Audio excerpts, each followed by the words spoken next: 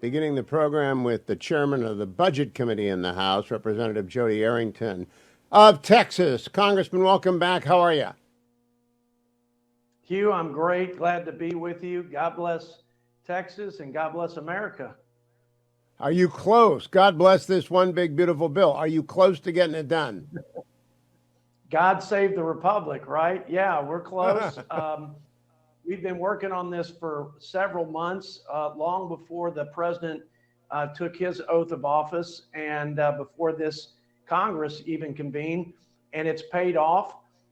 We are down to, in the football analogy, the red zone, with a few issues yet to be resolved, but I believe they will be. The president spoke to us, reminded us this morning of what a historic opportunity we have and how important it is to turn this country around and make America safe and prosperous again. Of course, this one big beautiful bill has the tools and resources to usher in that golden age he talks about and to advance the America First agenda. So there's a lot on the line.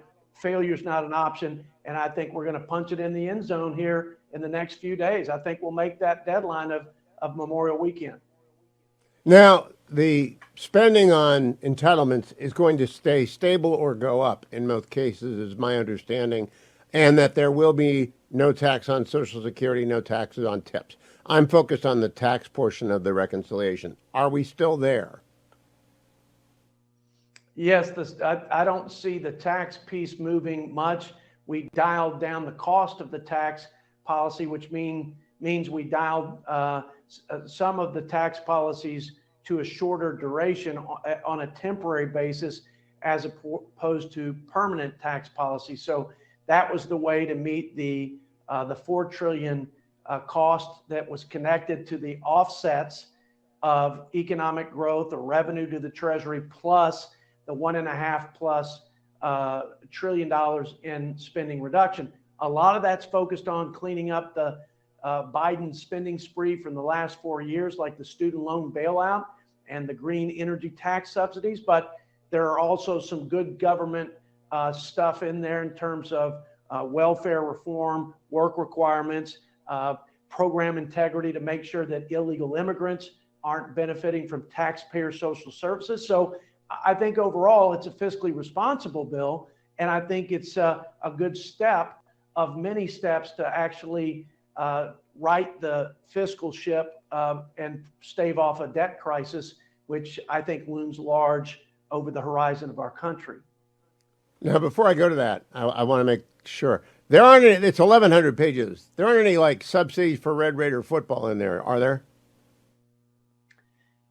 Ask that question again. I'm sorry. I was just wondering whether you got a new stadium for the Texas Tech Red Raiders in there, if that's one of the things you said.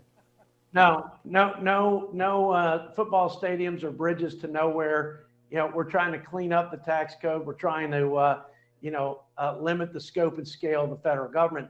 And look, in seriousness, we can always do more. Nobody gets everything they want in a bill this big and with such a thin margin. We've got the smallest margin in 100 years, I think, Hugh. So, we're threading the needle and we're still meeting the objectives of opening up domestic energy and restoring energy dominance, obviously unleashing growth and prosperity. The cornerstone of that is the extension of the tax cuts plus, and then making the biggest investment in the history of our country in border security and strengthening our national defense, all while offsetting with mandatory spending reductions twice as big in terms of cuts as we've ever had in the history of our country. So all in all, it is big, it is beautiful, and most of all, it's going to make a big difference in the lives of our fellow Americans and our country going forward. Does the in the money being spent on the border, Congressman, does the wall get built? And if so, how quickly? Well, we have a president that actually believes in the rule of law, unlike the last president. So you've got the will and commitment to follow through on what we passed in Congress years back to build the wall. Joe Biden, among many other decisions, thumbed his nose at the Supreme Court and Congress by halting construction of the border wall. But we put more resources into the physical structure of the border wall, also technology, also boots on the ground. I mean, all the various things we need to support the president's, new posture of detaining and deporting people who are in this country illegally, which is, as diametrically opposite of what we've experienced over the last 4 years. So the resources are important, and they're on their way to the tune of about $150 billion to $200 billion. So, Mr. Chairman, how did that meeting go this morning with the president? I was doing color commentary on Fox Morning, America's Newsroom with Bill and Aisha, and it seemed like he was pretty ebullient going in, and it sounds like coming out he was the same way. But how'd the meeting go? He is very fun guy to listen to, just very authentic, tells you what's on his mind. You don't have to, he's not going to come in and give a formal speech like many politicians. In fact, he held up the speech that was prepared for him and kind of threw it to the side and just spoke from his heart, and did a great job of connecting with the members. And again, reiterating how important this moment is, how monumental it is if we're going to restore the greatness of this country. And he talked about unifying as a party, something that seems like Democrats do well, but Republicans struggle with. He said that cannot be the case at this moment in the life of this country. So I think he set a great tone. He didn't try to micromanage the outstanding issues to resolve as a conference, but he gave us a good push, and it was, I think, the right message at the right time to get this thing to the floor this week and on and across the transom to the upper chamber. And last question, Mr. Chairman, when it comes back from the upper chamber, they're going to make some changes, obviously. Who's going to be in the conference? Are you part of the conference? Well, as budget chairman, I sure hope so. I mean, I'm on Ways and Means, so I had a hand in the tax reform piece, but we were the lead dog in the sled when it came to making sure we had the right fiscal framework, which is what you start with. It's called the budget resolution. It sets the targets on spending and savings. And then we just shepherded the process so that we could meet those targets and have a meaningful set of policies that are really historic, as I mentioned before, from tax to energy to border and spending cuts. So I'm very pleased, and I do anticipate that we will conference, although I hope the Senate just makes immaterial changes, non-substantive changes, and sends it back, because they haven't done the work that we've done. And they're really relying on our budget targets and the work through the various constituencies and caucuses that are certainly diverse in both the Senate and the House Republican conferences. So to expedite this, I hope they make some minor tweaks. We don't have to have a big conference, and we can get this onto the president's desk. Most importantly, make it a reality in the lives of the American people. That would be great by July 4th. Chairman Jody Arrington, Congressman from Texas, thank you for joining me. I appreciate it very much. Great to be with you as always, Hugh. Thank you. Thank you. Now, I do want to, I want to tell you about Tax Cuts Now. TaxCutsNow.com is operated by Job Creators Network. They are rallying all the groups, Americans for Prosperity, Tax Cuts Now, Grover Norquist Group, every group. I saw Tom Emmer talking about 100 groups today coming together to push every Republican elected in both houses towards the finish line, because the economy takes off when this bill passes.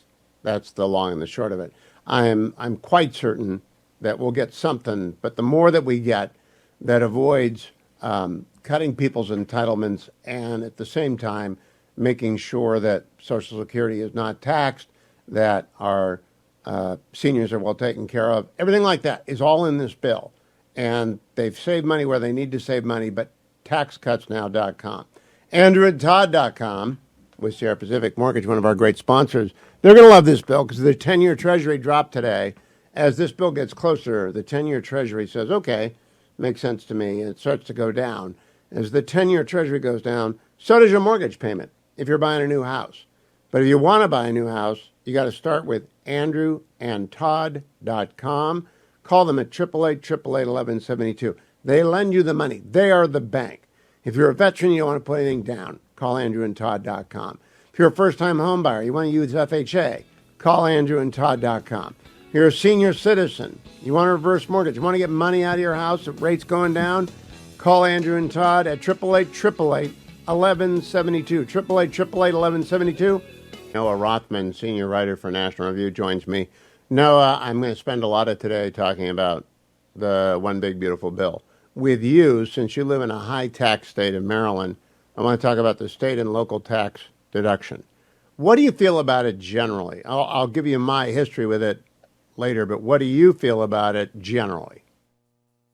Yeah, so I live in New Jersey, actually, Western New Jersey, and my representative, Tom Keene Jr., is a member of the SALT caucus. And I got to tell you, I'm deeply conflicted in it. In my head, this is terrible policy. It makes no sense. It is what its critics say it is, which is a bailout for individuals who live in high-tax states whose grievance is with their local governments, with state governments, with municipal government, and they're seeking recompense for the abuses of their local government from the federal government. If you actually dissect the argument of the SALT caucusers, it doesn't make a ton of sense. And the savings that could be accrued, rather the revenue that the government could generate from paring these tax breaks back, is really significant. And it would contribute to kind of the serious cuts over 10 years that we need to restore fiscal prudence and get our spending trajectory on a path towards something that doesn't resemble a default, just invariable default. But my heart says you should want all this money because I pay $20,000 in property taxes and I'd love to have that back. I understand that's illogical. It is nevertheless what a lot of constituents are telling their representatives. Well, I don't mind representatives like Mike Lawler and your guy doing what is in the best interest of their constituents. I had a long argument with Kevin Brady 8 years ago that whatever they did to taxes on state and local basis should be phased in over 30 years because people made choices to live in places and buy houses and put their roots down and raise families based on the old tax code, which had complete deductibility of state and local taxes. Then overnight they changed it. Now I'm just reluctant to go back, having torn the Band-Aid off. But I think 30,000 is about as high as we can afford to go. Do you agree with that? I think it's higher than we should go. I can see why the Salters and Mike Lawler is one of the primary members of that conference, and I can see why he's arguing what he's arguing for his constituents. But it's just bad policy, and it forestalls the reckoning. Policy. It forestalls the reckoning with local government maladministration and misgovernment that needs to happen. New Jersey has property tax revolts once a generation or so. Phil Murphy, who's the current governor, is the first Democratic governor to be reelected in this state since Governor Brendan Byrne in the 70s. And that has a lot to do with property taxes. Every once in a while, but it has a lot to do with scandals, too. New Jersey governors are consumed by them on a pretty regular basis. But property taxes become a big issue once every so often, usually within 20 or 30 years. And there's a reckoning with them. And there's actually movement at the legislative level with the support of Democratic governors and Democrats in the state Senate to restore something approaching sanity to our spending trajectory. That doesn't happen without the pressure of constituents who are facing too high a tax burden. That's what this federal intervention prevents. It's a distortive policy. It's one that distorts our politics, and it doesn't make a lot of sense on an intellectual level. That said, I pay a lot of property taxes. I'd love to have that relief, and I suspect that's the majority sentiment in a lot of these districts. Well, I think it is.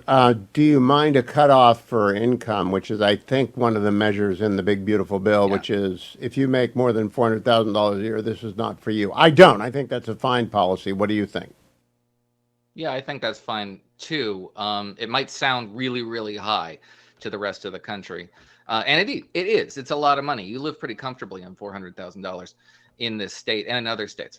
But it all evens out with child care costs and property taxes and state income taxes and sales taxes.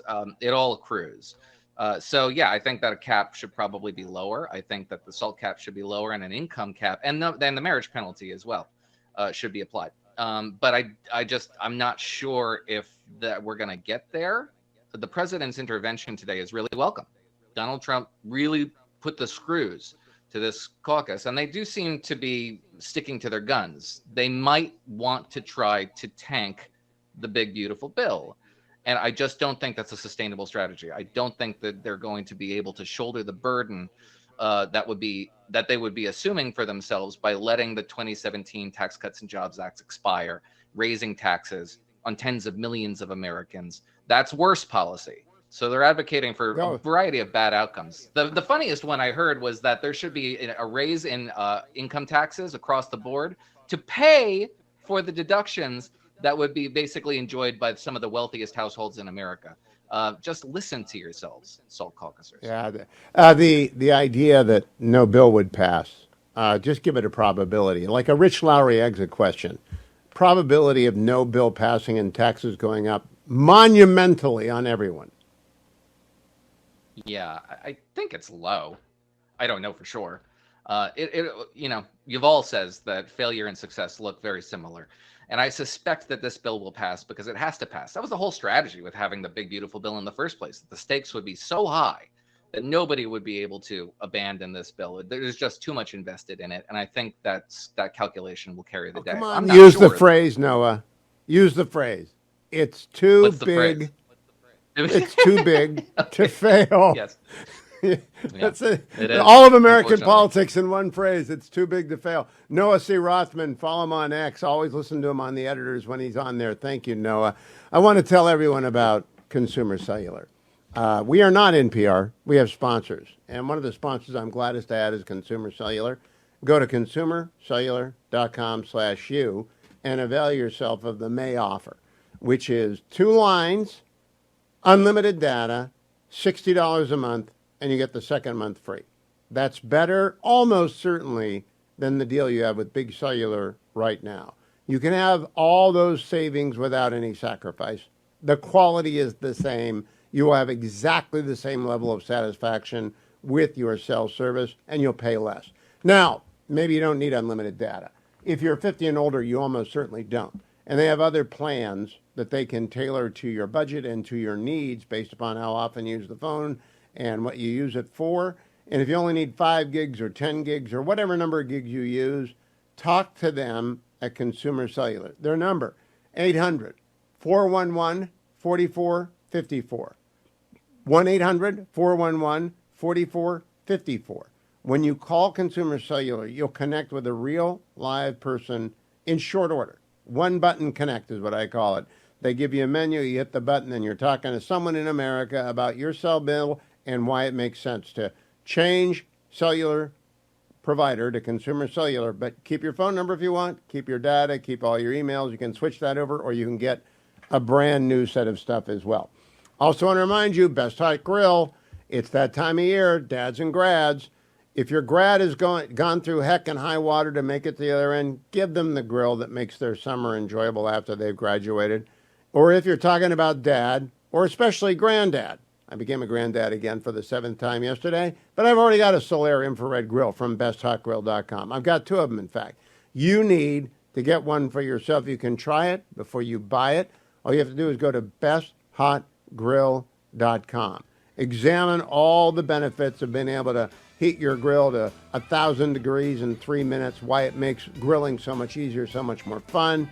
besthotgrill.com.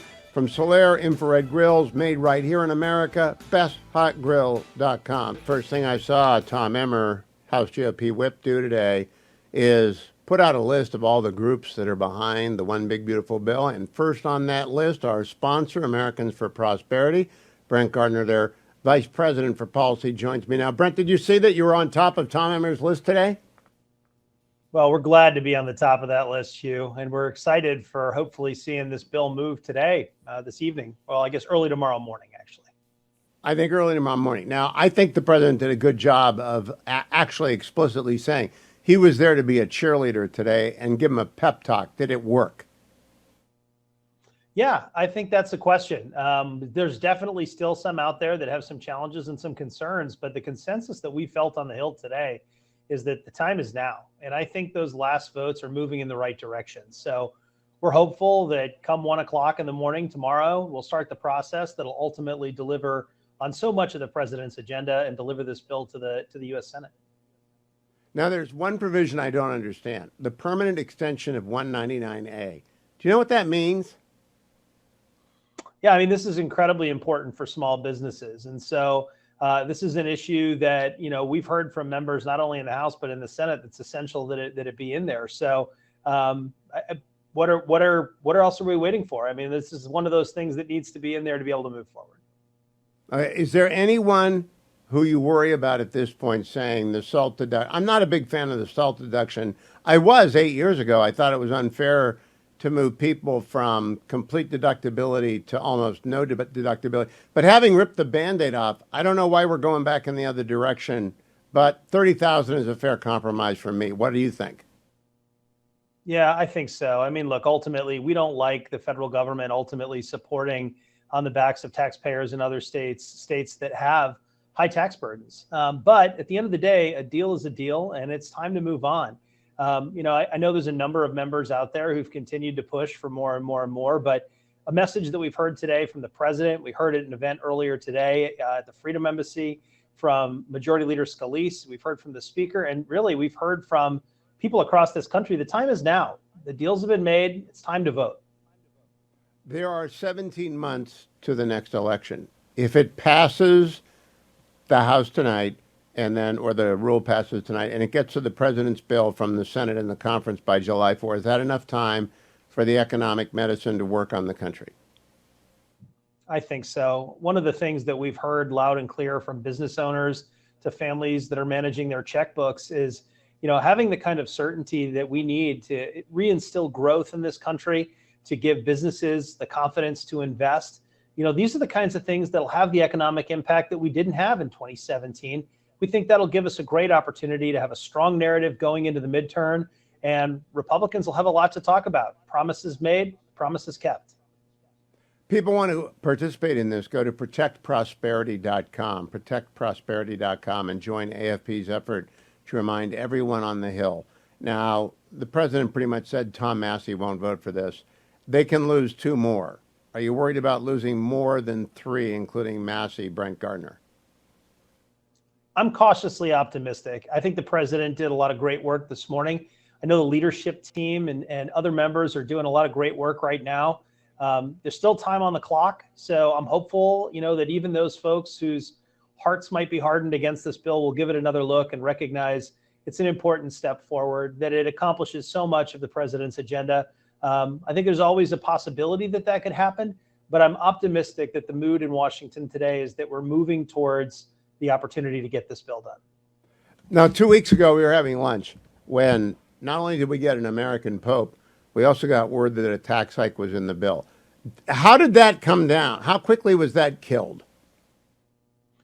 Unfortunately, not quickly enough. A lot of groups mobilized very quickly and spent time that could have otherwise been utilized, trying to ensure that we were shoring up, more intelligent provisions of the bill.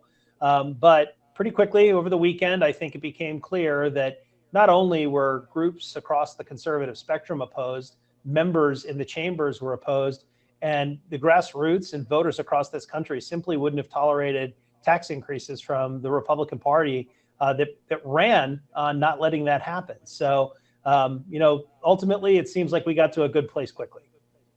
ProtectProsperity.com. Last 10 yards or a game of inches are very, very difficult. Is there a problem ahead in the Senate, Brent? We got 30 seconds. There could be. I mean, look, all of the issues that plagued the House here at the end will definitely become live in the Senate. And it's important to remember that the reconciliation instructions were different over there. So it's unlikely that the bill will look exactly the same as it does when it's done in the Senate. And we'll still have to ping pong or figure out a path forward. So, yeah, work's not done. Get in there and help Americans for Prosperity at protectprosperity.com. Brent, thank you. I'm spending most of my day talking about the One Big Beautiful Bill, but with David Drucker, I want to talk about Joe Biden. David, you're in Pennsylvania. You're in a horrible place. I hope you get out of there and get to Ohio as soon as possible. First of all, what do you understand to have been Joe Biden's health and mental acuity at the time the pardons were issued at the end of his term? I don't have any reporting on that, Joe. Joe. Hugh, I don't have any reporting on that. I mean, I'm not a White House reporter by trade. I'm a campaign reporter. Um, the pardons, all I can say is what everybody knows, which is the pardons were much discussed toward the end of his term, and they didn't seem to come out of nowhere as questionable as some of them were. Okay, so you followed Joe in the 2020 campaign very, very closely, and again in 2024. He had an enlarged Correct. prostate problem in 2019. That was disclosed. It was part of the record. What's your level of shock at finding out he got the equivalent of end stage metastatic prostate cancer? Well, look, I'm not a medical professional. I haven't asked any questions about this. Somebody his age is bound to come down with ailments. I think there are naturally a ton of questions surrounding his health and what's been disclosed and what hasn't while he was president since he left office. And given what we're learning about, at the very least, the final 2 years of his term, in terms of what was seen internally by donors and activists and staff versus what the public knew, it's natural for all of these questions to arise, and I think it's appropriate for reporters to ask questions, for people to ask questions, and I think we can be sensitive to his illness and sympathetic to his illness, and still ask those questions because he's not just any public figure; he's a former president of the United States. Well, yeah, I'm not, and they've been lying to me. I feel like they've been lying to me for 5 years. I want to ask you about Mike Donnellan, a person with whom I'm not acquainted. He's never been on the show. I wouldn't have recognized him in a picture until today. Big story on him today, demanding and receiving, by directive of the president, $4 million for his role in the 2024 campaign that was misbegotten. What do you know about Mike Donnellan? I don't know very much about Mike Donnellan. I will say, I mean, granted, the Biden campaign did not end up lasting in 24. It's not unheard of for top officials, even those working on the official side, to be paid at the same time by the political side or the campaign, and to be paid a bonus or some sum, as a part of their work. I mean, this goes on all of the time, even for congressional staff, where some senior congressional staff will have their staff salary, and then they'll get paid some amount of money from the campaign side, for which they do work, and it just has to be separate. But I'd have to look into this more. I'm not dodging the question. I just would have to look into this more to be able to give you some real insight or reporting. Well, yeah, I do know of that practice. I think that's a fine practice. But the story, and I think it's out of the BBC, is that Donnellan insisted on receiving $4 million when Jen O'Malley Dillon was, or Jen Dillon O'Malley, I can't, was receiving $300,000. In other words, maybe the last cruise on the USS Biden was a shakedown cruise of donors, and Team Biden knew that. Have you heard that speculation yet?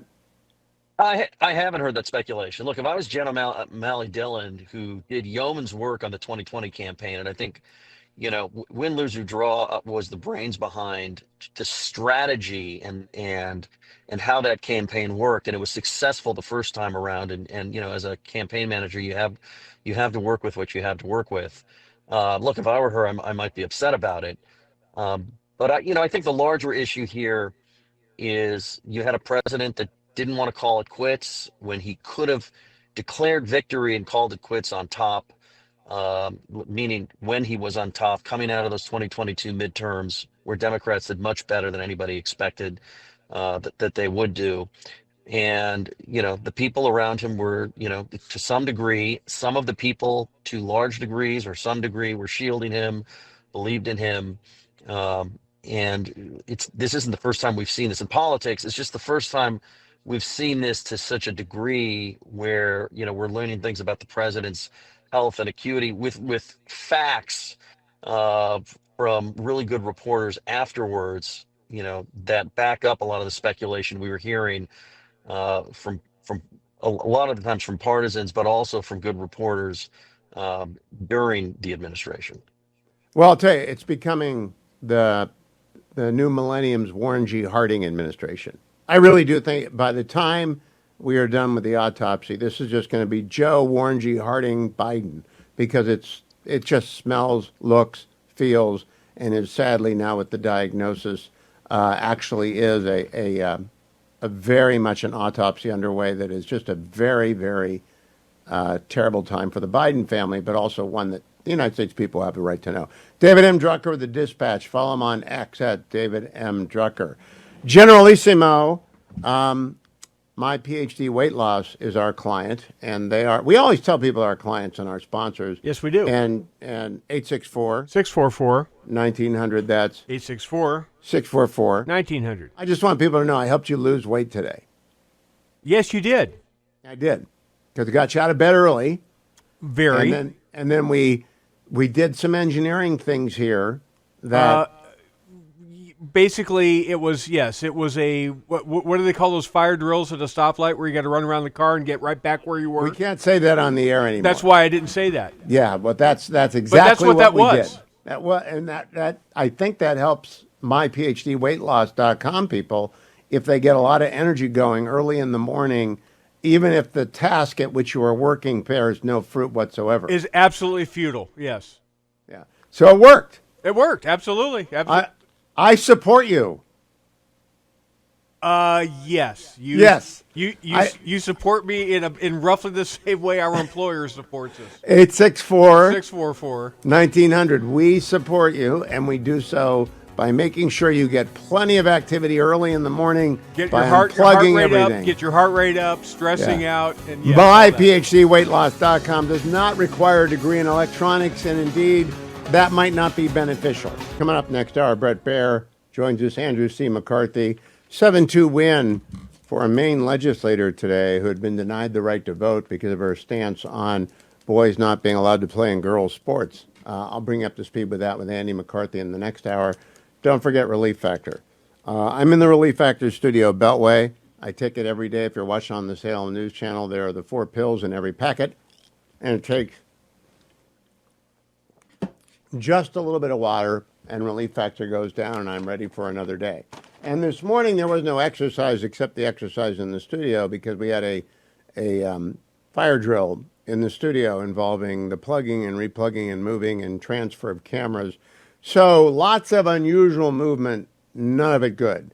But everything's fine, and Relief Factor makes sure that I'm fine.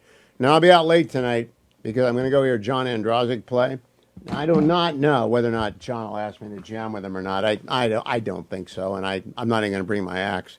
But I'm going to go listen to him. Looking forward to hearing him. And I'm able to do that because of ReliefFactor.com.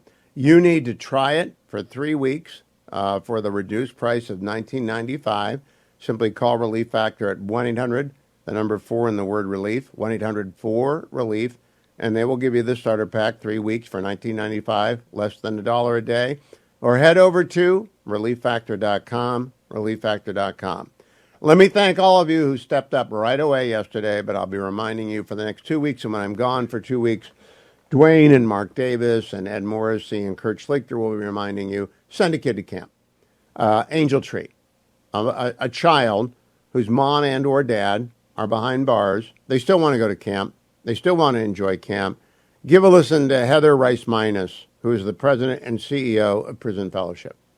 Thank you for being just so energetic about this campaign and this opportunity. And so if you're listening and thinking about the opportunity to give, I think of this little boy we caught on tape while he was at camp, and he asks, I hear people talking about God. Well, who's God? And they share with him, it's about the opportunity to meet your Lord and Savior. And so he said, and then they gave me a Bible and I read it and it got real interesting. And just this child's, rendition of the experience at camp and the experience of coming to understand that there is a God who came down in the form of his son, Jesus, and loves this little boy so much. So I would just encourage you, if you feel so moved, to give to a child like that all across the country who can have this opportunity to hear the good news. $200 sends one child to camp. The number is 888-206-2764. 206-2764. Or if you visit my website, hughhewitt.com, it's the very top banner. Give it a second to load to make sure you see it. You cannot miss it. And it's right there on the Salem News Channel screen if you're watching on Salem News. But if you're in your car driving home listening to one of our great affiliates, remember, 888-206-2764. Or when you get home, go to hughhewitt.com and make a kid's summer. You won't meet this kid in all likelihood this side of heaven, but you will then. And in the meantime, you're doing such great work. Angel Tree Prison Fellowship banner at the top of hughhewitt.com. President Trump is speaking in the Oval Office right now about Golden Dome. We can't pick up the feed, but we're following it because Golden Dome promises is to be probably the most important defense initiative in the next 30, 40, maybe 50 years, and it's going to take a while to build out. It's going to be part of the Space Force critical mission set, and I'm expecting Brett Baer. Do we have Brett? Hey, Brett, how are you? Hey, Hugh. I want to begin by telling you, before we go to what the news is out of Qatar, that your walk along the Qatar seaside up to the Pearl, that's one of the most stunning shots I've ever seen in television. How long did that take to set up? Not long. We bounced around with those crews and had mapped out kind of where we were going, and then each one, if I was lucky, took 2 takes. Well, that was extraordinary. Ending up at the Pearl. I've never been to Doha. Never thought I wanted to go to Doha. And now I think I might want to go to Doha. Then you sat down with the Qatari Prime Minister, whose name is at the top of the Times of Israel right now, Prime Minister Mohammed bin Abdulrahman Al Thani. And I thought that was the most difficult of the interviews. Did you think that in terms of his comfort level? Yeah, I think so. Listen, they've got they touch a lot of different areas that raise some eyebrows, including Muslim Brotherhood and Hamas and Hezbollah. They like to be known as the mediator and the people in between, but they deal with and, have people in their country that are not, well liked around the world, including the Taliban and others. So I think that, that was part of that interview. But I've known him and I've interviewed him before. Which is really how all of these interviews came to be, is because I've covered this region for a long time. Now, Brett, they always say jet lag takes an hour for every time zone that you travel through cumulatively. How many days until you get back to normal? I think I'm back to normal now. I had a good weekend, and coming back, it's a little easier. I slept on the Emirates flight, which was lovely. And I think I'm back in swing. I'm down in Florida, and I'll be back in D.C. Later this week. You also had a good sit-down with President Trump. What do you think he thought was the most important part of this trip? I think his sense, both on camera and off camera, was the relationship. He had known those leaders before, but not to the extent where the time he spent with them. And he had intel and a sense that they were all going towards China and that they were making deals with China. He feels like that trip, the personal time, his investment, and their mutual investment in both countries has changed that paradigm, and that maybe they're a little bit more towards the U.S. and less towards China. I was actually concerned about the UAE that way. That's the one I know the best, and that's the one I was the most concerned about when they canceled the F-35 purchase at the beginning of the Biden administration. Let me go to that, Brett. President Biden has cancer, and it's an advanced stage, and that's very unfortunate. It could be painful, and I hope his treatment is successful and not painful. But I also feel completely and totally lied to. Do you think that anyone has been straightforward with us from the Biden administration in the last half year? No, I don't. And, being on the back end of covering it and being lambasted by the White House for cheap fakes and deep fakes and all these other allegations, and for much of the media to look at how we covered that and literally just straightforward, here's what happened, and you take a look at it, you make a decision, and then asking the question about the president's capabilities was suddenly this giant conspiracy theory. And now, because questions are raised about the prostate diagnosis, that's a conspiracy theory. I just don't think that from a health perspective, that the White House or any of those officials were on the up and up with us. And I think some of people are coming to grips with that and apologizing, and others are not. Well, I do not have a fixed opinion yet on whether or not the Congress needs to dive in here, but I do believe Dr. O'Connor owes us a couple of answers. He treated former President Biden for enlarged prostate in 2019. That's on the record. I don't know any person who has an annual physical who doesn't have a PSA as part of the blood lab workup. And so I'm at a loss, and I don't believe anyone associated with Team Biden. So I don't know how they actually repair this, Brett. Has anyone reached out to you to sit down with you? No, they haven't. He also went to Delaware quite a bit and had a personal physician there. So I don't know what it looks like, and I wouldn't bet against Congress getting involved to figure out, who knew what when. I'm not sure how, beneficial that is in the big picture, and Democrats would probably jump all over it, saying you're looking backwards. But you also have to admit all the things that were said along the way that were gaslighting, that were in our face, even though we saw what we saw. And I think, Hugh, it does have lasting political implications. Britt Hume said that last night on the show, that he thought, this could be detrimental to Democrats I think Britt's going right. forward. In 105 years, we've had 6 presidential health crises. Wilson, FDR, John F. Kennedy with Addison's disease, and Joe Biden. Those were all kept secret. Ike's heart attack, Ronald Reagan's cancer, colon cancer, and being shot, those were not kept secret. And the 25th Amendment provides Congress with the authority to adopt a different means of removing the president on a temporary basis than that which is there. And I think we can conclusively say the 25th Amendment existing provision did not work. Does anyone defend it working right now? No, I don't think so. And I think if you look at everything that Kamala Harris said during all of this time, I mean, she met with him every week. Listen, there were people who knew. They had to know. They had to know in the time that he was up at Camp David preparing for the debate, they had to know that there was a possibility that this was going to happen, what happened on the debate stage. I wrote a book about Ike, and after that heart attack, he mandated that everything come out. And the press secretary at the time came out and read the doctor's report, including his 2 bowel movements during the day. And President Eisenhower said, maybe we could leave that part out. Steve Early, I think that was his name. Now the last question, you anticipated it. Does Kamala Harris have a prayer of winning anything unless she sits down and persuades people that she was not in on a major cover-up, which I think she was?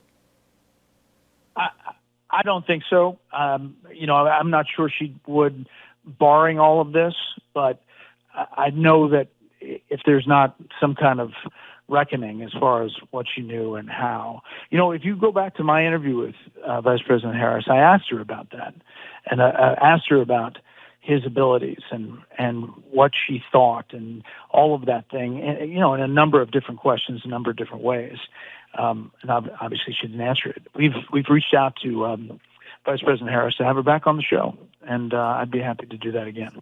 And the last question, BBC reporting tonight, Mike Donnellan, who I do not know and has never been on the show, so I don't have any compass reading on him at all, insisted upon and received at the president's direction $4 million to leave the White House position he was in and go to the campaign. The campaign manager, Jen O'Malley Dillon, was making $300,000. Does that strike you as just taking the money and running? Yeah, and I don't fully understand it. And his past was national security. I don't know. I think that has to be looked into too. Increasingly, it looks like Warren G. Harding 2.0 in the 21st century. Brett Baer, good to have you home. I'm sure you are the Iron Man of television, so we salute you and thank you for the coverage last week. It was remarkable. Thank you much. We're going to cut away now to Donald Trump in the Oval. In the campaign, I promised the American people that I would build a cutting-edge missile defense shield to protect our homeland from the threat of foreign missile attack. And that's what we're doing. Today, I'm pleased to announce that we have officially selected an architecture for this state-of-the-art system that will deploy next-generation technologies across the land, sea, and space, including space-based sensors and interceptors. And Canada has called us, and they want to be a part of it. So we'll be talking to them. They want to have protection also. So as usual, we help Canada do the best we can. This design for the Golden Dome will integrate with our existing defense capabilities and should be fully operational before the end of my term. So we'll have it done in That's about 3 remarkable. years. That is remarkable. The illustration of Golden Dome is also pretty remarkable if you're watching on the Salem News Channel. Andrew C. McCarthy is a Fox News contributor. He's also senior editor at National Review, longtime AUSA in the Southern District of New York, and he actually knows what he's talking about. Andrew, welcome. What'd you make of the decision on temporary protected status for Venezuelans? Well, I'm pleased to see that the Supreme Court obviously took notice that a clearly written statute, about as clearly written as you could write one, deprives of the courts of jurisdiction over something that is quintessentially a political decision. That is to say, foreign nationals, the terms under which they can enter and remain in the United States is something that is committed to Congress and that Congress has given the president plenary authority over, and the courts have neither constitutional responsibility nor institutional competence to get involved in that, and I think the court simply recognized that. Now, having recognized that, Andy, like you, I have worried a little bit about the minimum due process requirements for anyone being deported. Do the Venezuelans who entered under TPS, which has now been revoked, are they entitled to any due process notice and procedure of any sort? I think, Hugh, that the last paragraph of the court's very succinct order took pains to say that all they were ruling yesterday was that the crazy Obama-appointed judge in San Francisco who decided that he could make national policy regarding the entry of Venezuelans into the United States, that was vacated, that his decision that Trump could not cancel Biden or nullify Biden's policy, which was a disastrous policy, that order is vacated. But the court took pains to say that if you're a Venezuelan alien and your forms were processed by the Biden administration, and what we're talking about is official communications from the government about whether you can work or how long you are authorized to stay in the United States. The court was clear in saying we're not saying that those people can't challenge this order by the Trump administration to the extent that it affects those individual decisions that have already been made. Now, importantly, the court didn't say that the aliens would win those cases, but they indicated that they're not saying the aliens don't get their day in court, and I think that's probably right. Now, the fundamental dissonance for some people is the border was thrown open, millions came in, and there was no individual process, but now there's an individual process for their exit. That's actually, and I try and persuade people of this, I'm not very successful, that's for my protection and your protection so that we are not mistaken for someone who can be sent out of the country. Isn't that at bottom, Andy? We're worried about making sure that they do not send the wrong person out of the country? That is a big part of it, Hugh. And, the degrading of due process in any particular is going to have a downstream effect on the due process rights of all of us. One of the things I was worried about as a terrorism prosecutor back in the 90s was, the Clinton administration had this determination that they were going to use the civilian courts as the point of the spear of counterterrorism. And as I learned prosecuting those cases, in order to fit the round peg in the square hole, you have to cut corners on due process. Otherwise, you're being irresponsible as far as national security is concerned. But the precedents you set in those cases get applied across the board, whether you're dealing with terrorism cases or not. So obviously, we always have to be concerned about due process precedents because our own freedom and property and liberty depend on it. It depends upon the appropriate application of the right law to the right person. That's due process. Correct, but I think the president, with due respect, is aiming at the wrong target. Our laws are very good as far as in an expeditious way removing people from the country who shouldn't be in the country. They need to be enforced, but we have good laws. What we don't have is Congress backing those laws with the resources that are necessary to enforce them. So we have you can't get people out of the country unless you can stash them for a few weeks so that they can get one hearing in front of a Justice Department immigration judge, one appeal if they want to take it to a Justice Department Bureau of Immigration Appeals, and then a one-shot deal where they get to appeal only legal issues to a circuit court of appeals. The whole system is designed to cut the district judges out of it. That probably takes about, if you get about the business of doing it, would take 3 or 4 weeks. You have to be able to detain people, and you have to have enough judges and other support personnel in order to carry out these proceedings. But if you have 20 million illegal aliens in the country and Congress provides the 47,600 detention spaces, that's not going to get it done. Yeah, the tidal wave will overwhelm you. It'll be a tsunami, and you're overwhelmed. And I want your quick reaction to I listened to the entire argument on national restraining orders, universal injunctions. What'd you think? How do you think that's going to turn out? I think it was surprising to people because the substantive issue really was not. We all listened to this thinking we were going to talk about birthright citizenship, right? It really did get down to nationwide injunctions. I think the court is upset about nationwide injunctions, and I thought John Sauer's best argument was that we managed to get through until 1960. So, you do the math, almost 200 years without a nationwide injunction, and we've had a flood of them ever since then. And that is certainly suggestive that there's something wrong in the system.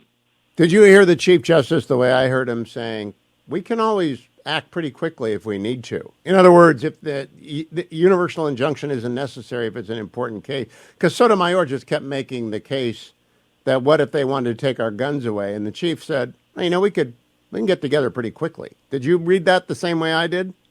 I did, and I think that one very solid argument with respect to this whole issue is that the court has kind of grappled. Obviously, there's some people on the court, such as Justice Barrett, who are unhappy with the growth of the emergency docket. But it is what it is, and the court is, I think, evolved in a way that has learned how to deal with it.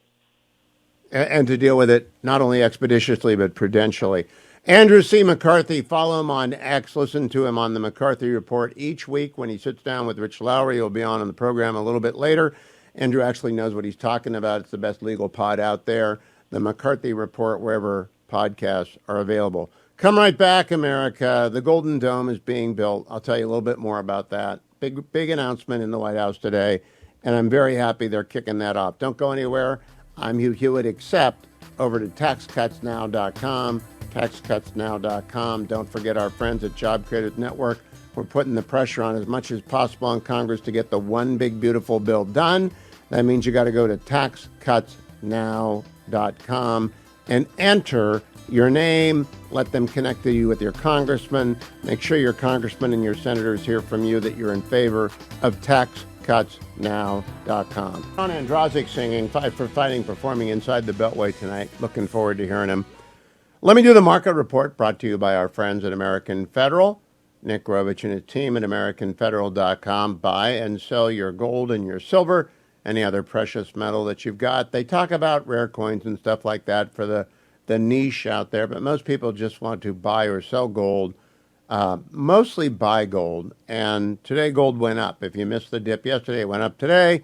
It's at $3,296 an ounce. That's up almost 2% today, while the rest of the market was down. The Dow was down 0.27%, the S&P down 0.39%, the NASDAQ down 0.38%. But gold went up 2% after a couple of days off, and its march north continues. Nick called that early this year when I bought gold from him in January. He sent a note around to everyone who does business with him saying, here's what I think is going to happen. I'm not a prophet nor the son of the prophet. I'm paraphrasing. But I think gold will pass 3,000, hang around there for a while, and then bolt up. It's already bolted up to 3,500, dropped back down to 3,200. Now it's back to 3,300. I don't know. I don't have a crystal ball. That's not why you buy gold. You buy gold as a hedge against inflation and chaos and world-changing events. It's the solid, dollar is the international reserve currency. Gold is the international reserve metal. So if you've got some, you're diversified against worst-case scenario. You'll still have something that's worth something no matter what happens, meteor strikes included. But to get in that game, you've got to call Nick and his team at AmericanFederal.com. 1-800-221-7694. 1-800-221-7694. If you're watching on the Salem News Channel, you see that number on the bottom. AmericanFederal.com. 1-800-221-7694. It's no fuss, no muss. They just deal with you.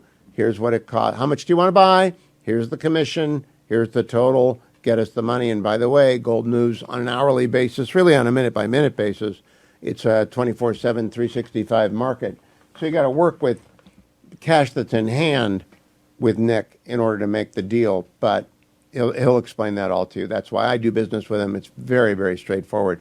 I was on Fox American Newsroom this morning with Bill and Aisha, Dana off today. I want to play for you what I had to say as Donald Trump came rolling into the Capitol this morning. Cut number 2. Hewitt standing by watching as well. And Hugh, good morning to you. You are Johnny on the spot today. Welcome to our coverage. Everyone has said in the end it gets done. Do you agree? Yes, I do. Morning, Bill. Morning, Aisha. Morning. I thought the president was a message machine this morning on his 2 stops that were carried live on Fox. He stopped and he said, I'm a cheerleader. This is a pep talk. We're so united. Mike Johnson, so wonderful. Waste, fraud, and abuse. Waste, fraud, and abuse. If he said waste, fraud, and abuse once, he said it 20 times, which is the art of the messaging deal. And he's just setting up a sit down. And you've got a couple of great congressmen, for example, Chip Roy, fiscal hawk. Mike Lawler wants relief for his district in a blue state. He's got to satisfy both of these smart guys, and he's there to close. And I don't know if either of you even remember Glengarry Glen Ross when Alec Baldwin says coffee is for closers. Well, the commander-in-chief is the closer-in-chief. And he's up there to close, and that pep talk's going to be something to hear. I'm sure you'll get lots of texts about it. Well, I am getting lots of texts from inside the room right now. Lots of people are excited, House Republicans. And look, we hardly ever see a president, come to Capitol Hill. This is a very big deal. Normally he gets on the phone. Normally he just invites him over to the White House. What does that tell you very quickly here about the status of these negotiations? I'm hearing that they got worse overnight. Well, I haven't heard that, but I don't doubt that there are difficult moments as you get close. I think he's there for the energy. He is a walking, talking energy production machine. And he does have a lift in his step after that trip to the Middle East, $5 trillion this morning, he's saying. And it was a very wonderful trip. It was very successful on every level. And therefore, when he gets back, he's got all this positive energy, takes it into the room, and the caucus, which is, 220-something people. They're all going to be impacted by that energy and the reality. And he underscored the reality a couple times. If they don't do anything, it's a 68% tax hike. it would be fundamentally destructive of the economy not to pass this bill, and that in the end will get them there. But there's going to be, Chip Roy and Mike Lawler have done a fine job of planting flags from which they can negotiate. Now the closure's there, and they're going to get to yes. Okay, all right, Hugh, thanks for coming on. They want to get it I do think they're going to get to yes. All right, that's what I think. But help them get to yes. Go to taxcutsnow.com. Add your voice to the voices of everyone at the Job Creators Network. Taxcutsnow.com. Don't get left behind. Make sure your congressman hears from you, your senators hear from you, because your voice matters. And Job Creators Network has made it easy to connect with them. TaxCutsNow.com. I'm standing by for Chairman Jason Smith of Missouri, the congressman in charge of Ways and Means. We're trying to connect up with his office right now. I do want to remind you, Angel Tree, sponsor of our show, you can sponsor a kid going to camp this summer for $200. Their mom or their dad or both of their parents are behind bars. And so they're straitened circumstances, very difficult situation for these kids to be in. But that doesn't mean they can't have a week in the woods with all the other kids. And most of those kids go to camps where all of them have a mom or a dad who's incarcerated. So they got that in common. And then they get connected up with Angel Tree and Prison Fellowship, a connection that lasts for years and years and years. Not just a week in the woods, doing what campers have been doing since time immemorial, getting stung by bees and having water fights and jumping off of trees onto the ground and having cabin raids and all the other sort of stuff that you do at camp. Angel Tree does it for a very specific population that very much needs some love in their life because mom and or dad is not there. You can contribute by going to hughhewitt.com, and the banner is at the top, or call 888-206-2764. That's 888-206-2764. Joined now by Chairman Jason Smith. Mr. Chairman, welcome back. Are we over the line yet? Are we done? Oh, no, we can't hear you, Chairman. We do not know what's going on with... You got that beautiful backdrop, too. I really want to hear you. I want to hear what happened in that meeting this morning, because you're one of the principal. There are like 4 people that matter the most, and they're trying to draw the teams together.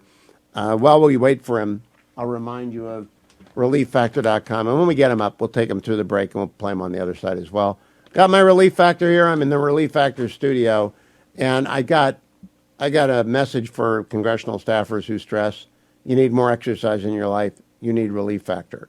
Because whenever you start doing these kinds of hits and you got to drag your member out in the middle of the hallway and there's noise and you can't get the machine, you stress. And so you need to exercise. But if you get exercise, you get minor aches and pains. It's a vicious circle. Break that by taking ReliefFactor.com. Call 1-800, the number 4 and the word relief, 1-800-4-RELIEF, or find yourself over at their website, find the starter pack, $19.95, ReliefFactor.com, ReliefFactor.com. That's all you need to do, and presto, a 3-week supply, less than $1 a day will be. Send it to the congressional staffer that you're closest to, because they're all kind of stressed out with these late night meetings, and tonight they're going till 1 in the morning. I think the vote on the rule is tonight at 1 o'clock in the morning. I don't know if it's the vote on the final bill. It might be. I got to ask him when we get him on the air whether or not it is. In the meantime, let me play you a little bit on Donald Trump, cut number 15. He's up at the congressional gaggle talking afterwards. Cut number 15. The Democrats want to raise your taxes. If this doesn't work, if this doesn't get the numbers that the Republicans want, and I think it does. I think it's all Republican vote. The Democrats are going to be raising your taxes by 68%. And they will not do the... We're going to have an 85% cut in drug costs. 85% cut in drug costs. The Democrats, the drug prices are going to go up.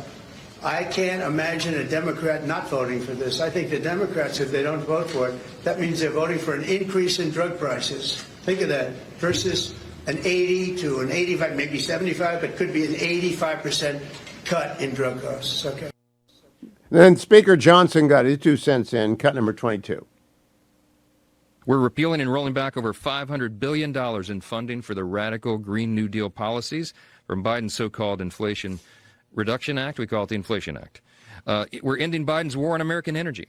We're banning Medicaid dollars from going to transgender surgeries for minors. We're canceling Biden's student loan repayment program. We're increasing university endowment tax for these big woke institutions. We're revoking tax-exempt status for nonprofits that materially support terrorism. We're doubling the jail time for leaks of confidential taxpayer information. We're eliminating big businesses' ability to engage in woke PR campaigns to facilitate refundability for green energy projects. We're incentivizing federal workforce to be at-will employees, and we're repealing Biden's disastrous EV mandate. Then he went on, we'll go back to the president now. Cut number 20, his warning to GOP caucus grandstanders. Cut number 20. Open borders. Go ahead, another one. Are Republicans still grandstanding in your view? Oh, yeah, sure. You have a couple that will grandstand, but I think even the grandstanders should. Look, the alternative is a 68% tax increase. And you can blame the Democrats for that and one or two grandstanders. We only have one or two, but we have tremendous support. But you'll have a 68% tax increase, or you'll get a massive tax decrease. You'll get a tax cut, the likes of which we've never had before. This is bigger than any Ronald Reagan tax cut. It's even bigger than the tax cut that I gave, because as you know, that's being extended and increased. So this is the biggest tax cut in the history of our country, or you'll get a 68% tax increase. And if that happens, I mean, what Republican could vote for that to happen? Because there wouldn't be a Republican much longer. They would be knocked out so fast. But we're going up to details. This is a And one more cut. Have we given up on Chairman Smith? Apparently we have. Cut number 17. It's important for the country. It's not important for me. It's important for the country. This is the greatest bill that will ever. I think it's the most important bill this country just about has ever done in terms of size and scope. That's why we call it the great, big, beautiful deal. I mean, it really is. The bill is, I think it's going to be one of the most important. It's the biggest tax reduction in history, biggest regulation reduction in history. Incredible for Medicaid, for Medicare. The only thing, we're going to leave it exactly as it was, other than for obviously waste, fraud, and abuse. We're strengthening it. We're going to make these things even stronger. The Democrats are going to destroy Medicare, Medicaid, and Social Security. And we're going to keep them, but even make them stronger. I don't see how the GOP doesn't pass this, but never say never. That's what the president likes to say to people who come to him and say no. He says, never say never. So I can't say that the GOP won't screw this up. Tom Massey's not going to vote for it, so they can lose 2 more votes, and that's it. So it's a very narrow bridge that they got to walk across, and we'll find out by tomorrow morning whether they got to cross it. Chairman Jason Smith runs Ways and Means Committee, Republican from Missouri, and although he has lost out on the broadcast Olympics to Chairman Arrington today, who got the picture done, we're still happy. They're probably working side by side to get the bill over the line. Am I right about that, Chairman Smith? We're definitely working hand in glove. That's what Jody and I have been doing for a while now. But now, we're going to get it done. I saw the president come in today. He gave the pep talk. How was he received in the room, and have you got the votes? You know, the president was masterful. He did a great job. He was just highlighting the wins that's within this piece of legislation. It's delivering on his campaign promises, like no tax on tips, no tax on overtime, no tax on Social Security, tax relief for auto loan interest. And so he was going through all that, but he was also highlighting don't let perfection be the enemy of good, and was telling people to support the bill, to move forward. Of course, he was talking about various provisions within the bill, but failure's not an option. We've said this all along. We have to be able to deliver this for the American people, or we'll face the largest tax increase in the history of America on every single American. So there's a vote tonight at 1 a.m. What is that vote for? Is that the rule, and then are you going to move immediately to a final vote, or what's the situation? So the Rules Committee will start at 1 o'clock in the morning tonight, or Wednesday morning. And so there'll be 11 different committees that will be testifying before the Rules Committee. And that could take 8, 12, 24 hours. There's no time limit in the Rules Committee. That's why it's starting at 1. The vote will not be until the end, and that will be for passage of the bill and any possible amendments that may be included in the manager's amendment. Now, so are we done, do we think, by tomorrow night? It all depends on the cooperation of the Democrats. It would not surprise me, Hugh, if they try to stall the Rules Committee, much like what they've done with Ways and Means, Energy and Commerce. Like our markup went 18 hours in the Ways and Means Committee last Tuesday. So I think you might see that again. But as soon as the Rules Committee votes this bill out, we're going to be going to the floor to start the debate on the passage of the one big beautiful bill. So you don't think you'll get to Memorial Day, the long weekend, without having finished your job? Last question to you, Mr. Chairman. You know, Hugh, we have to deliver on this before we break. So I think we will definitely get this bill passed out of the House. Failure is not an option. It may be a little bit bumpy throughout this process, but we're going to get it done before we leave. Mr. Chairman, thank you for keeping me in the loop throughout the entire process, and good luck tonight. I hope you got your no-dos with you, an extra cup of coffee and some Starbucks standing by, because we need to get this bill done in American business, the certainty it needs to grow. Chairman Jason Smith of Missouri, thank you. It's a big day for news. We're standing by for Rich Lowry of National Review. Let me play for you. Senator Kevin Cramer of North Dakota was with the president today when Golden Dome was announced, the architecture for the space-based defense of the United States from hypersonic missiles and intercontinental ballistic missiles, cut number 26. Mr. President, I think one of the things that's, and you alluded to this, the new autonomous space age defense ecosystem is more about Silicon Valley than it is about big metal, right? And so what's exciting about this is it makes it available to everybody to participate, to compete.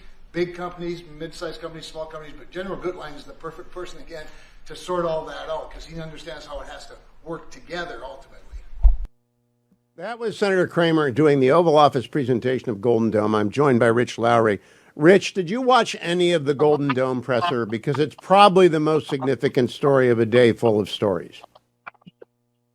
I didn't watch the presser. I follow the news. It's something I care a lot about, Hugh. I think a nuclear attack on the United States is obviously the most foreseeable existential threat to our society. So this project is extremely important. The vision was correct when Ronald Reagan laid it out decades ago now, but the technology wasn't there. Now it is. What we can do in space is basically science fiction level stuff. Perhaps Trump's over optimistic and the cost here and the timeline, but then again, sometimes he delivers on stuff much quicker than anyone would have expected, as we saw with Operation Warp Speed. So I think that kind of urgency should be brought to Golden Dome. Let me play for you and the audience. Space Force General Michael Gutlein on Golden Dome in the Oval Office earlier today, cut 25. Mr. President, today is a great day for the nation as we double down on protection of the homeland. As you're aware, our adversaries have become very capable and very intent on holding the homeland at risk.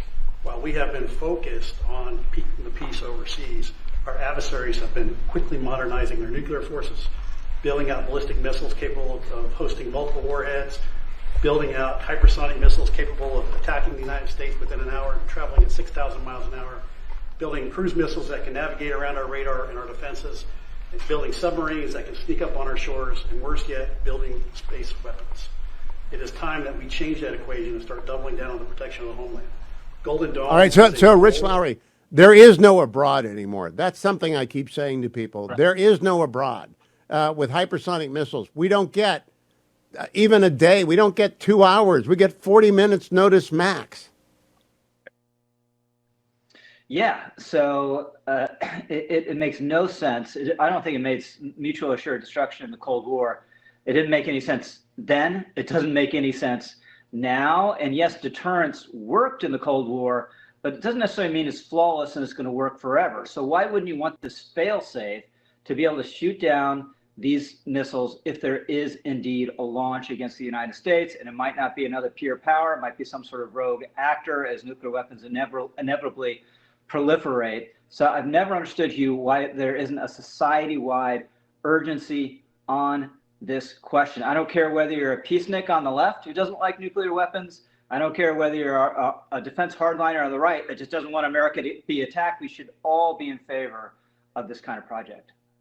Well, I'm glad I saved, I've had on Noah today and Andy McCarthy. I'm glad I saved you for last because you and I both share a great enthusiasm for and appreciation of Golden Dome and space defense.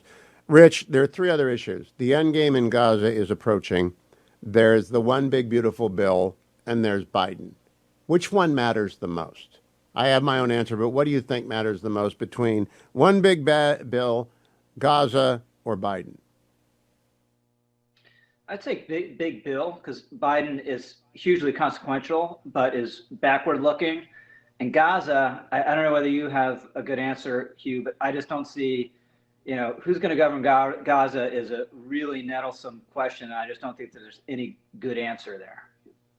No, I think probably the most important thing is making sure the economy doesn't crash, and that means the one big beautiful bill. So I asked Noah earlier, and he admitted to being a New Jersey resident who will benefit from the SALT escalation. Are you one of those two? Yep. Okay. So you're compromised.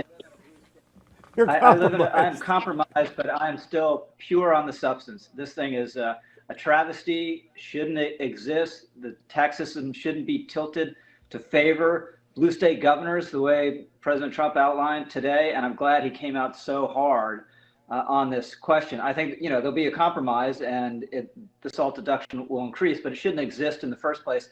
And I think it's time to play more hardball with these moderates. If this bill fails and taxes increase on everyone, the first members going down, all these so-called moderates and these blue districts like Mike Lawler.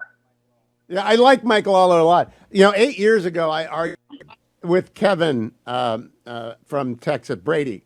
Don't do this. Don't do this. People have built their entire lives on their homes. They base their entire their working life on a decision base that included tax equation, and you're changing it all without notice.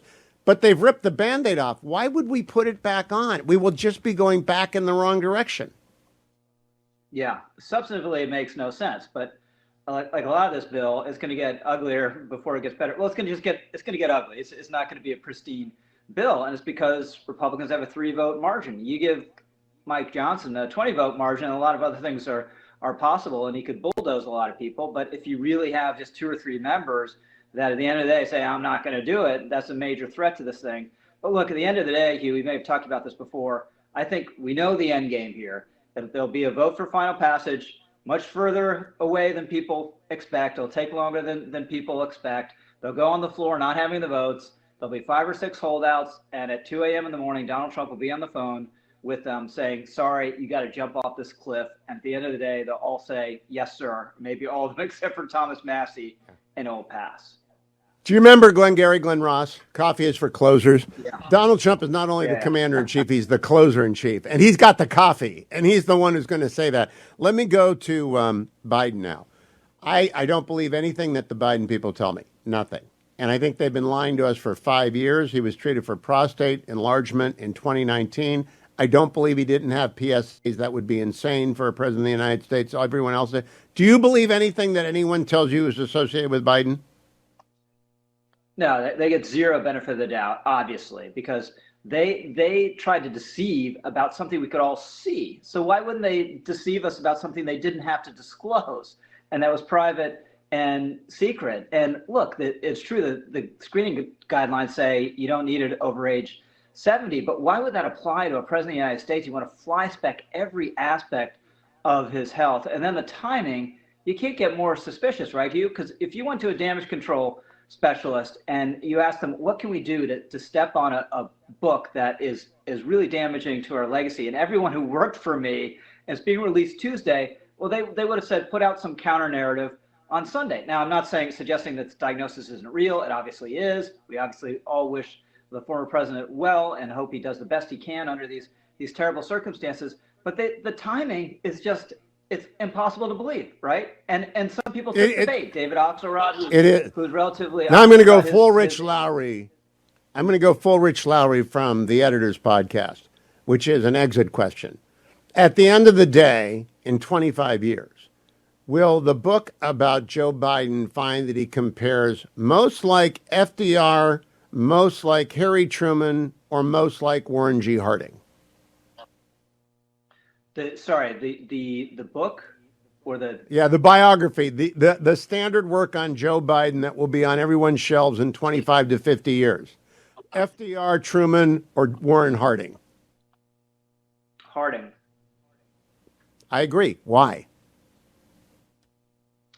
Look, I mean, he was a terrible president, and then he has this blight on top of it of this hideous dishonesty that we all knew about the time. We talked about repeatedly for years. It was evident in those 2019 Democratic primary debates. Julian Castro actually had the temerity to call out Biden's failing memory on stage. We basically didn't hear from him ever since that moment. But you have a failed presidency, and then on top of this deception and fraud, which is one of the worst political frauds in American history, right? And Rich, there's a story today. FDR in 1944.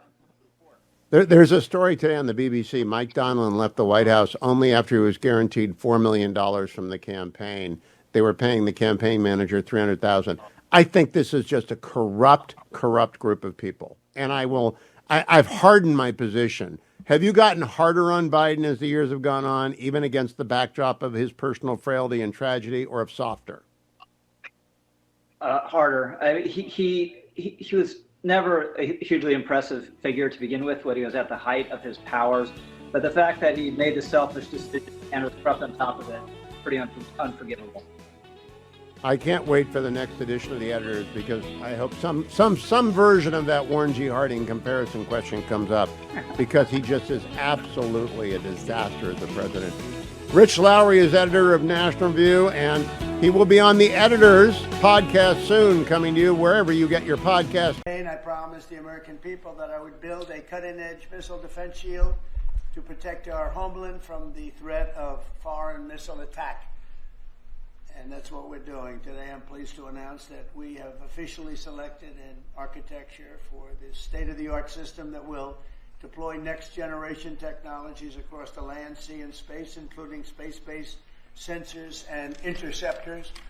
And Canada has called us, and they want to be a part of it. So we'll be talking to them. They want to have protection also. So as usual, we help Canada do the best we can. This design for the Golden Dome will integrate with our existing defense capabilities and should be fully operational before the end of my term. So we'll have it done in about 3 years. Once fully constructed, the Golden Dome will be capable of intercepting missiles even if they are launched from other sides of the world and even if they are launched from space. And we will have the best system ever built. As you know, we helped Israel with theirs, and it was very successful, and now we have technology that's even far advanced from that, but including hypersonic missiles, ballistic missiles, and advanced cruise missiles. All of them will be knocked out of the air. We will truly be completing the job that President Reagan started 40 years ago, forever ending the missile threat to the American homeland, and the success rate is very close to 100%, which is incredible when you think of it. You're shooting bullets out of the air. I think it is incredible. Have we got James yet? Still trying for James. Then we get to listen to Senator Kevin Cramer of North Dakota. I think he's chair of the Subcommittee on Strategic Defense on the Senate Armed Services Committee, cut number 26. Mr. President, I think one of the things that's, and you alluded to this, the new autonomous space-age defense ecosystem is more about Silicon Valley than it is about big metal, right? And so what's exciting about this is it makes it available to everybody to participate, to compete, big companies, mid-sized companies, small companies, but General Gutlein is the perfect person, again, to sort all that out because he understands how it has to work together ultimately. And let's hear from the General, cut number 25. Mr. President, today is a great day for the nation as we double down on protection of the homeland. As you're aware, our adversaries have become very capable and very intent on holding the homeland at risk. While we have been focused on keeping the peace overseas, our adversaries have been quickly modernizing their nuclear forces, building out ballistic missiles capable of hosting multiple warheads, building out hypersonic missiles capable of attacking the United States within an hour and traveling at 6,000 miles an hour, building cruise missiles that can navigate around our radar and our defenses, and building submarines that can sneak up on our shores, and worse yet, building space weapons. It is time that we change that equation and start doubling down on the protection of the homeland. Golden Dome is a bold and aggressive approach to hurry up and protect the homeland from our adversaries. We owe it to our children and our children's children to protect them and afford them a quality of life that we have all grown up enjoying. Golden Dome will afford that. I greatly appreciate your trust in me and your nomination in me and your trust in the team to deliver this. It is a great day for America. It is a great day for America. If when and if this deploys, it'll be like Israel's Iron Dome on steroids. And I do believe that we have the breakthrough in artificial intelligence and supercomputing that we need to process the data and analyze the data to intercept anything that comes at the United States. It's a system that will not matter to me. I don't expect the homeland to be attacked in the balance of my lifetime, but I'm a new grandfather again as of yesterday, and I think it's a very big issue for all of my grandchildren because rogue states, rogue technology, look at what the Houthis have done. Whether you're left, right, or center, just pause with me for a second. The Houthis have been firing missile after missile after missile at Israel and at shipping in the Gulf for 2 years. And they have absorbed strike after strike after strike and serious strikes once Donald Trump got back. The Israelis blew up one of their ports. They continue to do so because they do not value human life. They're fanatics. And when you have religious fanatics on the other end of an ICBM, that is a nightmare. That's when you begin to worry about another Pearl Harbor, but not a superpower attacking for whom mutual assured destruction is in fact a deterrent, but religious zealots, fanatics in possession. That's why in the conversations that are maybe underway, maybe not underway anymore with Iran, the question of the ballistic missile program of Iran has to be on the table because they're not China, they're not Russia, they don't have muscle memory of extraordinary control over their weapon delivery systems. They got no muscle memory of that whatsoever. All they've got is a fanatical desire to kill the little Satan, Israel, and the big Satan, the United States. It's a religious-based desire. It's not common in Islam. It's a minority of a minority. So that's Shia fanaticism. Shias themselves are not all fanatics, only a small number of them are. But those fanatics have the kind of missiles that the Houthis, who are Shia, and the Iranian Persian Ayatollahs have. And that's why we need Golden Dome. Not because we expect China to launch superpower conflict, because our boomers can't be disabled. They can't be taken out. So the submarine is the ultimate mutual assured destruction. That's why the Columbia class matters. That's why I talked with the president about it specifically 2 weeks ago, and he's completely committed to the submarine fleet being brought up to speed and put out to sea and getting it back on track because it matters that much. And that's also, by the way, we don't talk much about in the big, beautiful bill. We've been talking about the... Yeah, well, let's start with Lilacs and we'll keep them. Lilacs, how are you? Can't you make your machines work? My machines? It's whatever buggy, taped together software you've got running that is the problem here. But hello, how are you doing?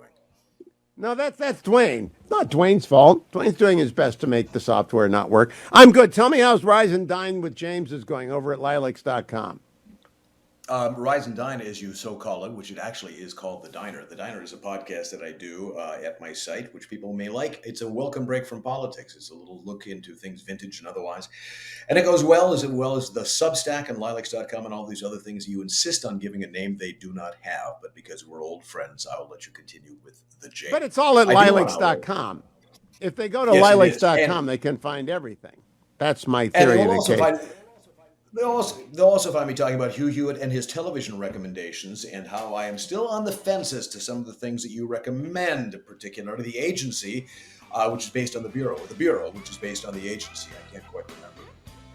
Have you started Mobland yet? Yes, it's absolutely my favorite television show of the day.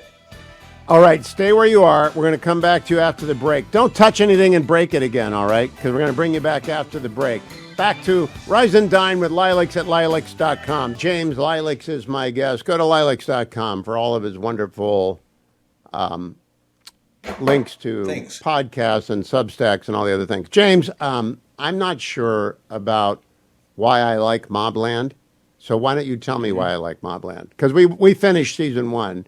Even the Fetching Mrs. Hewitt watched that, which is way above her violence scale. I'm not sure you finished it because it's not actually finished yet. There's a couple more episodes to go.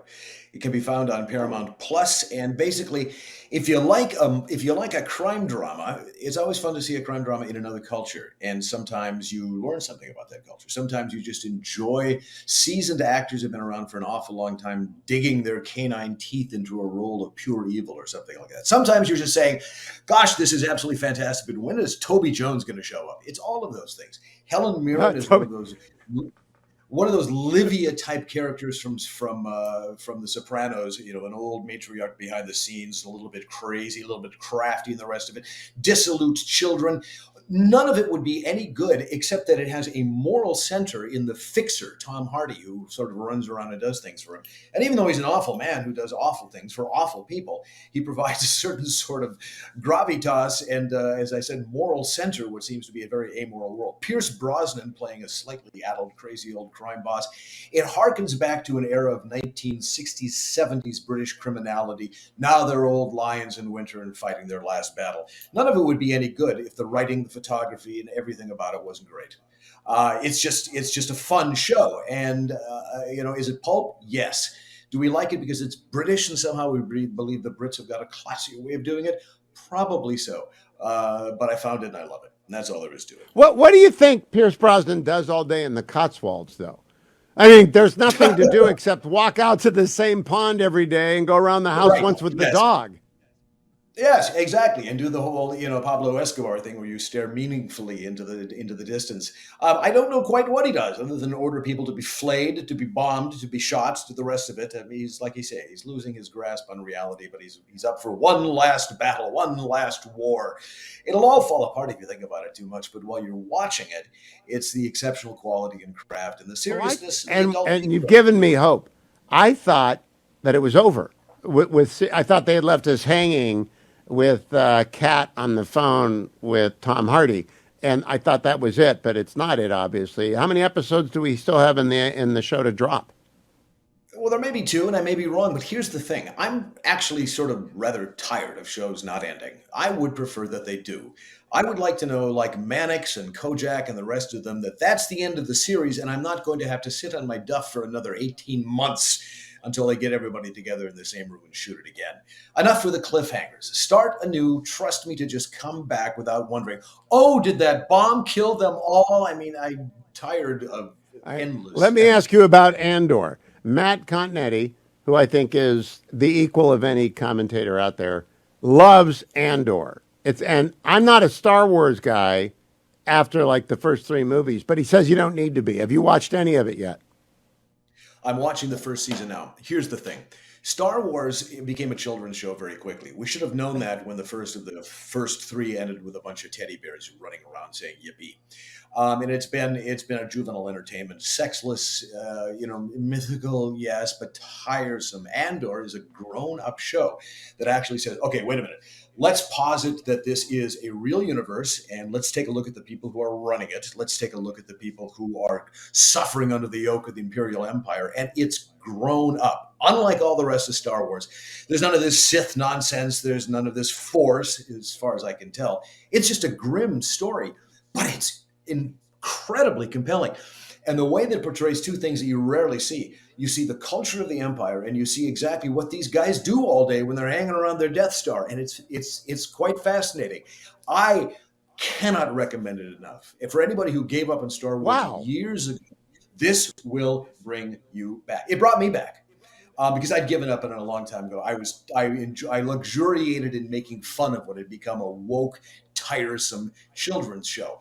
And I'm watching this and I'm just stunned. I'm just absolutely stunned.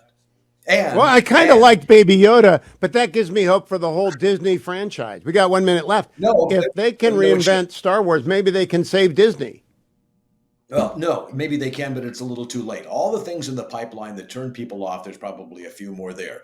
As we're seeing, Marvel's about to come out with Ironheart, which is a female version of Iron Man.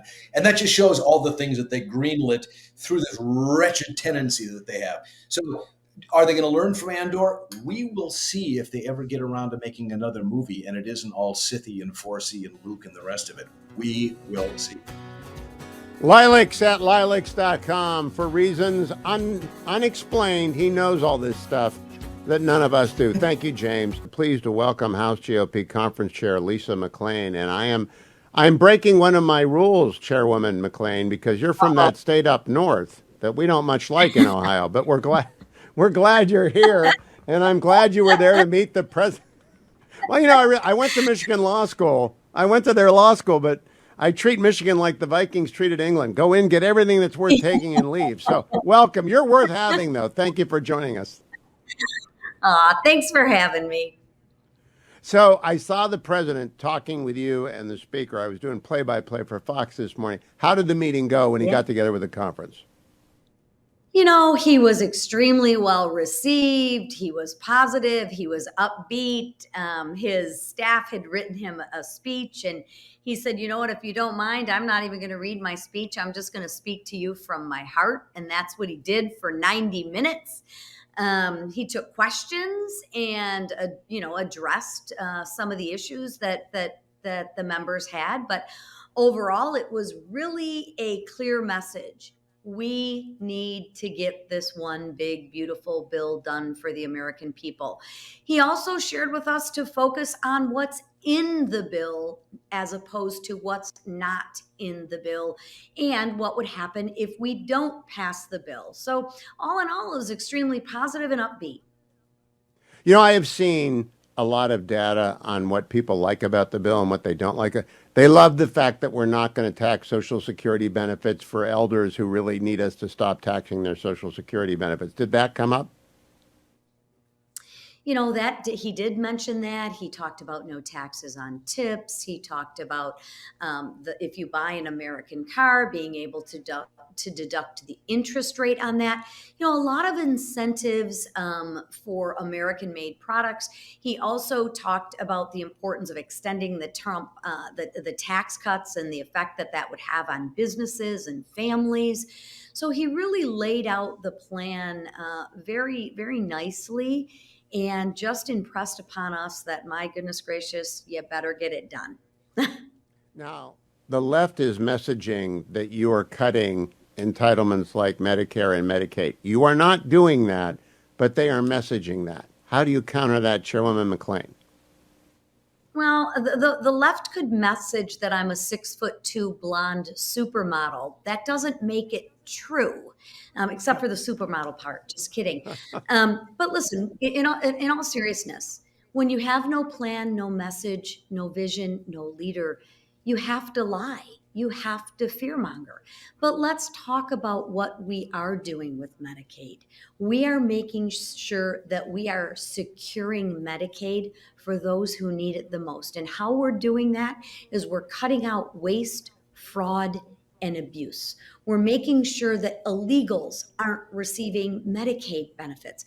And why are we doing that? Because we need to shore that up for the American people who need it most. So I don't know about you, but I'd rather have a pregnant mother receive Medicaid than an MS-13 gang member. Perhaps the Democrats feel differently. That's their issue, not Republicans. So, brass tacks, Representative McClain, do you have the votes tonight?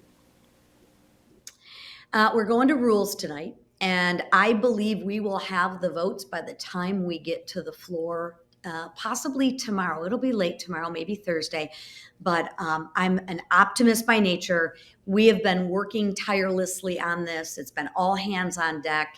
If you're asking me, we have the votes. Now, when the president came in, and I was doing the side-by-side commentary with Bill and Aisha, he took a lot of time to praise you, but he heaped it on with the speaker. He's a nice guy. I'm not a nice guy. He's a nice guy. Is that true? Is that dynamic really work? Yeah, I'll tell you, Speaker Johnson is probably one of the nicest men you will ever meet. He's very faithful. He's very convicted, and listen, he does have the patience of Job. The patience this man has is second to none.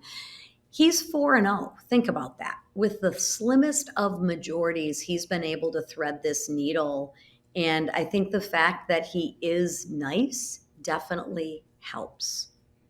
Is there any appeal in the argument to the holdouts, Chairwoman, that, look, it's going to go to the Senate. They're going to tweak it. We got to go to conference. We're going to have this discussion. Let's just get it to the Senate. Is there any merit in that? Does anyone listen to that? Not really. Well, I'm sure some people do. So I shouldn't say not really. But what everyone is doing is they're negotiating, which is exactly what they're supposed to do.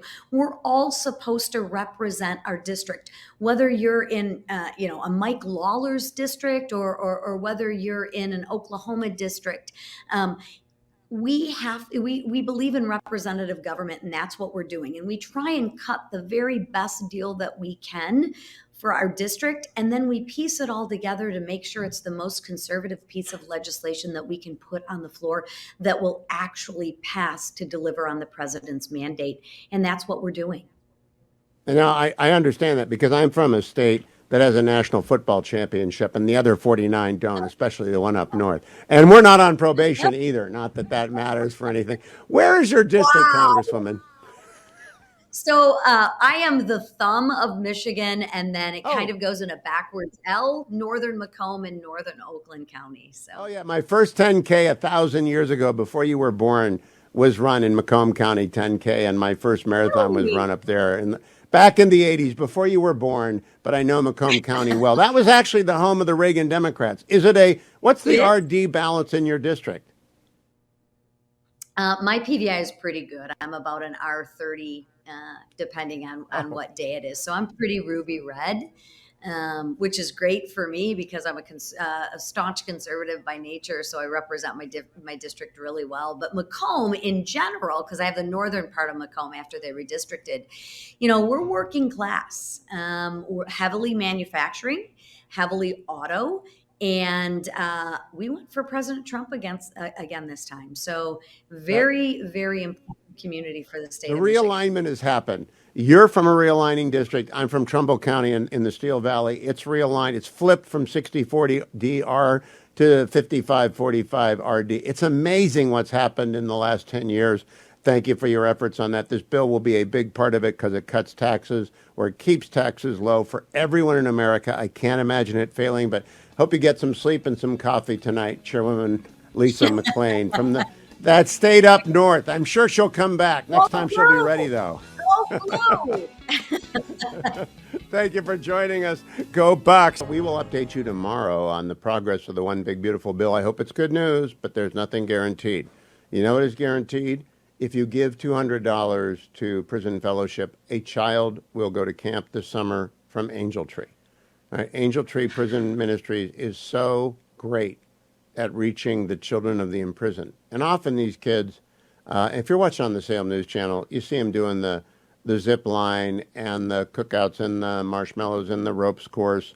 And, of course, they play Super Frisbee and they have water fights and water balloons and shaving. All the stuff you do at summer camp and you love to do and you have fun and you forget and you remember. You remember God loves you. You remember the people in Angel Tree Ministry are going to stay connected with you. And all you have to do is go over to HughHewitt.com and find the banner at the top. $200 sends a kid to camp. You can also do it the old-fashioned way, 888-206-2764. Just tell them you heard, hey, you're sending kids to camp. I have $200. I want to send one kid to camp for a week. It's actually a remarkably efficient system. But the one thing they got to do is they have to know how many kids they can approach. They can't get a kid expectation up, get them hopeful about going to camp for a week this summer, and not send them. So they have to budget. They need your commitment. They need your money. Give them a call. $200 is a full scholarship for one kid. You can send 5. You can send 10. Or you can do what you can, a widow's mite. 888-206-2764. Or head over to the banner at the top of HughHewitt.com. At HughHewitt.com, you'll also see the Relief Factor box. which can take you directly to Relief Factor. I took it in hour number 1, and I think the first segment of today, because we had a wild day with the tech here at Studio Beltway, and lots of unusual lifting and moving and bending, and not as bad as Jeff. Jeff was down behind the board, and I don't know how anyone does that. But I should have given some Relief Factor, but I keep it for myself because I'm greedy. You can get your own Relief Factor and try it. If you got minor aches and pains or just a nagging pain that will not go away, it's probably inflammation, and it's probably something you pulled, and the way to treat it is with ice, heat, and Relief Factor. And you can get a starter pack for 3 weeks, right? 3 weeks of Relief Factor for less than $1 a day, $19.95. If you call the number 1-800-4 and the word relief, 1-800-4-RELIEF, or you go to relieffactor.com, relieffactor.com. Let me close by playing Senator Kramer one more time on Golden Dome, because I'm so happy they announced this in the Oval Office today. Senator from North Dakota, Kevin Kramer. Mr. President, I think one of the things that's, and you alluded to this, the new autonomous space age defense ecosystem is more about Silicon Valley than it is about big metal, right? And so what's exciting about this is it makes it available to everybody to participate, to compete, big companies, mid-sized companies, small companies, but General Goodline is the perfect person, again, to sort all that out because he understands how it has to work together ultimately. Senator Kramer chairs a subcommittee on strategic defense, and I'm very glad they're moving forward on this quickly.